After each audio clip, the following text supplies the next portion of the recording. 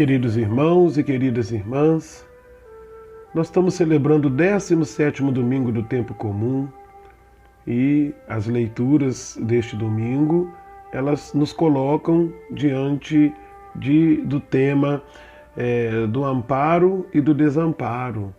O que significa isso? O ser humano nasce totalmente desamparado. É a primeira experiência que nós fazemos aqui na vida, é a experiência do desamparo, a gente chama de experiência fundante do ser humano. E às vezes carregamos toda a nossa vida as marcas desse desamparo. E o que significa esse desamparo?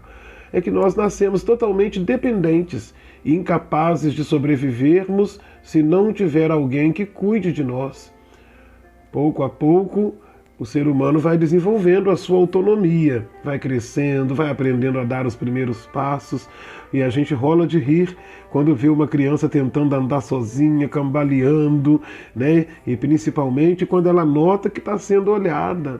Então, para que o ser humano possa pouco a pouco desenvolver a sua autonomia, ele precisa, em primeiro lugar, de ter os seus passos amparados por alguém, mas também ele precisa de ser deixado sozinho às vezes. Nós precisamos aprender a deixar a criancinha cair e aprender a se levantar sozinha. É sutil o equilíbrio na nutrição do vínculo entre o apego que fortalece e a sensação de estar amparado e sendo amado e o desprendimento que evita a superproteção, a dependência excessiva e simbólica. Então é muito importante. As leituras de hoje, elas nos ajudam a lidar com esse desamparo, a não nos tornarmos pessoas deveras apegadas aos bens materiais. Os bens materiais da nossa vida, eles entram como uma tentativa de suprir essa experiência fundante do desamparo, esse vácuo na relação do amparo primordial que transmite segurança, e forma a base da autoestima e da autoconfiança. Então, todos nós precisamos do olhar do outro para nos sentirmos aceitos e reconhecidos. Mas se a gente não souber trabalhar esse sentimento, ele pode se tornar totalmente autodestrutivo na nossa vida. Podemos nos tornar compradores compulsivos, podemos nos tornar acumuladores, podemos nos tornar consumistas, egoístas, e aí nos afastamos totalmente da dinâmica de Deus na nossa vida. Então, a primeira leitura que nós vamos refletir nesse 17º domingo do tempo comum, ela é tirada de Gênesis, capítulo 18, versículos de 20 a 32. É continuidade da leitura do domingo passado. E ela fala para nós da hora que os visitantes de Abraão se levantaram para ir embora. E Deus resolveu manifestar para Abraão qual que era a sua intenção. Por que ele estava fazendo aquela viagem com aqueles dois anjos?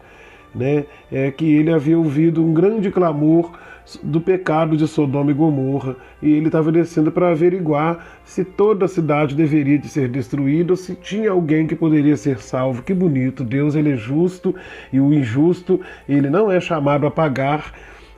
O justo não é chamado a pagar pelo injusto. Deus, ele quer a salvação daquele que é justo. A gente, quando procura a confissão, é a primeira palavra que a gente ouve do confessor, do padre, aproxima-te cheio de confiança do Senhor.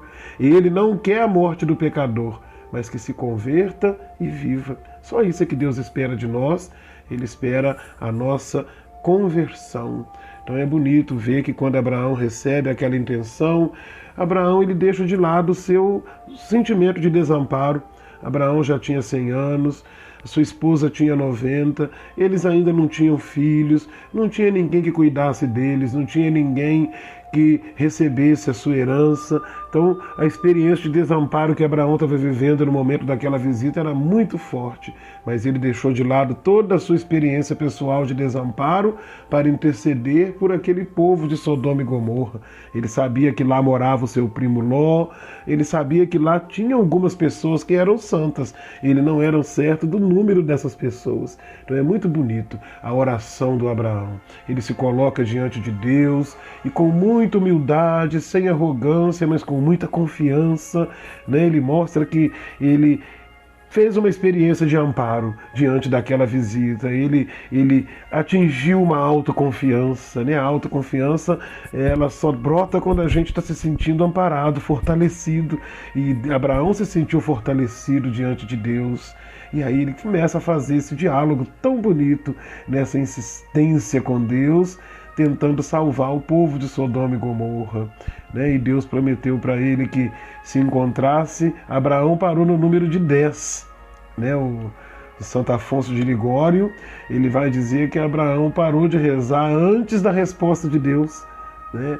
Ele parou no número 10, mas quando Deus salva Ló e sua família, Deus queria dizer isso para ele: se houver um justo, o justo será salvo da condenação eterna. Deus, ele quer a nossa justiça, ele olha por nós, né? O evangelho de hoje, bem similar à primeira leitura, Lucas capítulo 11, versículos de 1 a 13, é o momento então em que os discípulos pedem a Jesus que eles também querem aprender a rezar. Não é fácil saber rezar como Abraão, e Jesus ensina essa fórmula simples, a fórmula de Lucas.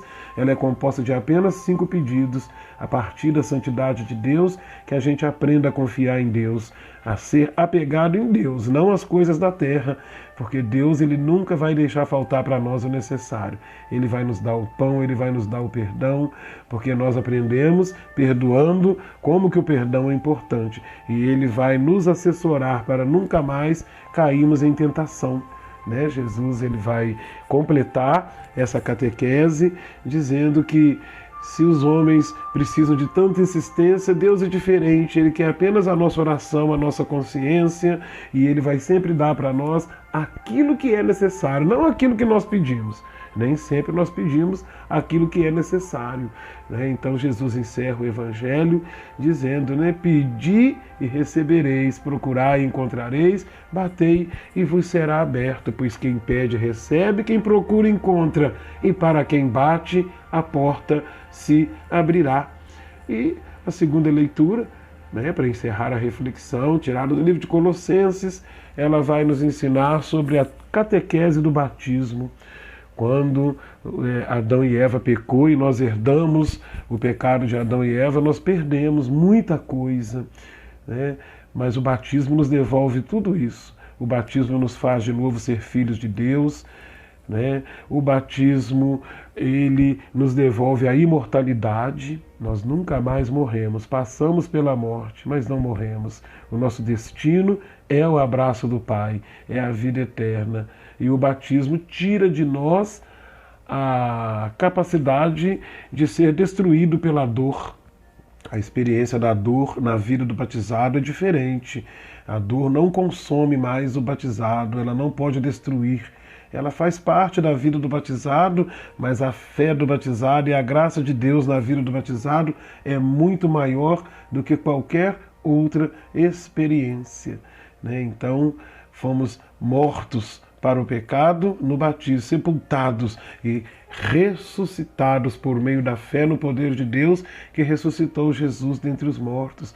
Não temos mais que pagar a conta do pecado, ela já foi paga, né? Muita gente gosta de falar, o fulano está pagando. Não.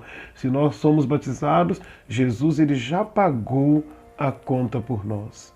Então, para encerrar a reflexão, eu quero rezar a oração da coleta deste dia de hoje, que transmite para nós essas ideias tão bonitas e nos sugere que nós devemos de nos livrar a cada dia dos bens desta terra e abraçar os bens do céu, o bem da eternidade que Deus tem para derramar para nós.